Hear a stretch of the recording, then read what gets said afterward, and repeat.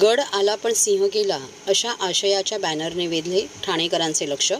लोकसभेच्या निवडणुकीच्या विजयानंतर शिवसेना उद्धव बाळासाहेब ठाकरे गटाचे राजन विचारे यांचा पराभव झाल्यानंतर गड आला पण सिंह गेला या बॅनरने सगळ्यांचे लक्ष वेधून घेतले आहे। ठाणे लोकसभा मतदारसंघात शिवसेना शिंदे गटाचे उमेदवार नरेश म्हस्के यांनी शिवसेना ठाकरे गटाचे राजन विचारे यांचा दणदणीत पराभव केला आहे।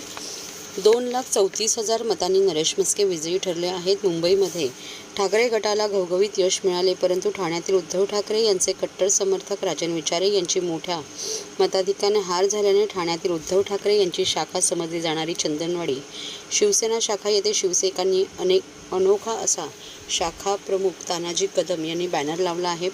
ठाणे हा शिवसेनेचा बालेकिल्ला मानला जातो, मात्र लोकसभा निवडणुकीला ठाण्यात तर सत्ता विरुद्ध निष्ठा असा रंग मिळाल्यामुळे कोण बाजी मारणार याकडे सर्वांचेच लक्ष लागले होते। तसेच ही निवडणूक अटीतटीची लढत होईल असा अंदाज व्यक्त केला जात होता। शिवसेनेचे 2 गट झाल्यानंतर शिवसेना उद्धव बाळासाहेब ठाकरे या गटातील राजन विचारे यांनी ठाण्यातील शिवसेना ठाकरे गटाला उभारी दिली। एकही आमदार नगरसेवक सोबत नसताना ठाण्यातून त्यांनी शिवसैनिकांच्या मदतीने लोकसभा निवडणूक लढवली। प्रचार देखील उत्तमरित्या सुरुवातीपासून शेवटपर्यंत पाडला। सत्ता विरुद्ध निष्ठा अशी लढत सुरू असताना सर्वत्र राजन विचारे यांचाच विजय होणार असा विश्वास व्यक्त केला जात होता। मतमोजणीच्या फेऱ्या पुढे सरकत असताना धनुष्यबाण तळपळत गेला आणि मशालीची धग कमी होत गेली। शेवटच्या फेरीअंती नरेश म्हस्के यांना 7,22,789 मते मिळाली, तर राजन विचारे यांना 5,81,850 मतांचा पल्ला गाठला असता। त्यामुळे या निवडणुकीच्या निमित्ताने खासदार म्हणून ठाण्यात ठाकरे गटाची असलेली एकमेव मोठी ताकद आणि अस्तित्व संपुष्टात आले आहे। असे असले तरी ठाण्यात शिवसेनेचा झेंडा कायम राहिला असला तरी ठाकरे गटाचे राजन विचारे यांचा पराभव झाल्यानंतर चंदनवाडी शिवसेना शाखा येथे गड आला पण सिंह गेला या आशयाचा बॅनर लागला असून तो ठाणेकरांचे लक्ष वेधून घेत आहे। याविषयी शिवसेना उभाटा शहर प्रमुख प्रदीप शिंदे यांनी पत्रकारांशी बोलताना माहिती दिली। गड आला पण सिंह गेला ही सत्य परिस्थिती आहे। सर्वात आधी मी त्या मतदारांचं आभार मानतो की ज्यांनी शिवसेनेला भरभरून मतं दिली आहेत।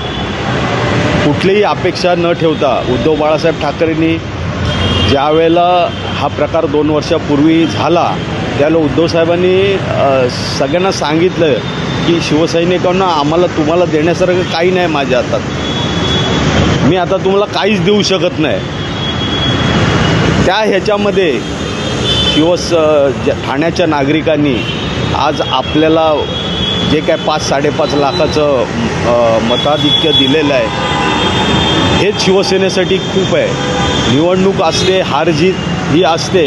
आम्ही गेली अनेक निवडणूक जवळून बघितलेल्या आहेत, अनुभवलेल्या आहेत, त्याच्यामुळे हार जीत ही होणारच, परंतु त्याचं दुःख आम्हाला वाटत नाही। कारण का गेल्या 2 वर्षापासून जो आम्ही संघर्ष करतोय पक्षासाठी, आमचं पक्ष चोरला, निशाणी आमची चोरली,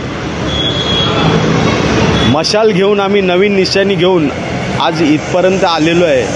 आज संपूर्ण महाराष्ट्राचा तुम्ही जर निकाल बघितला तर इंडिया आघाडीचे 29 खासदार निवडून आलेले आहेत।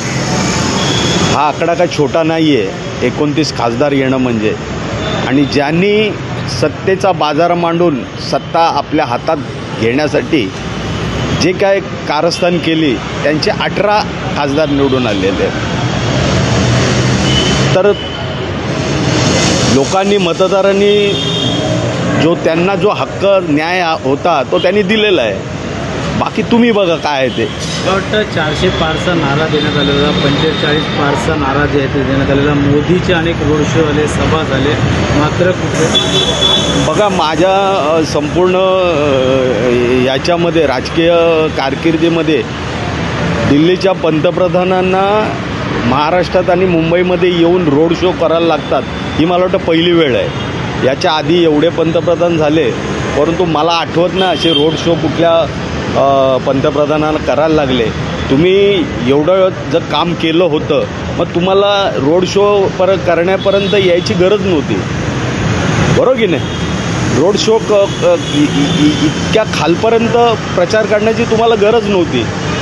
ते तुम्हीच बघा, 400 पारचा नुसता त्याने हवेत गोष्टी केल्या, पण जे काय आहे ते सत्य तुम्हाला माहिती आहे काय आलेलं आहे ते. साहेब, तो विषय आहे तो आमच्या नेते लोकांचा आहे, त्यात काय आम्ही डोकं घालत नाही. आम्ही आमचं काम ठामपणे केलेलं आहे.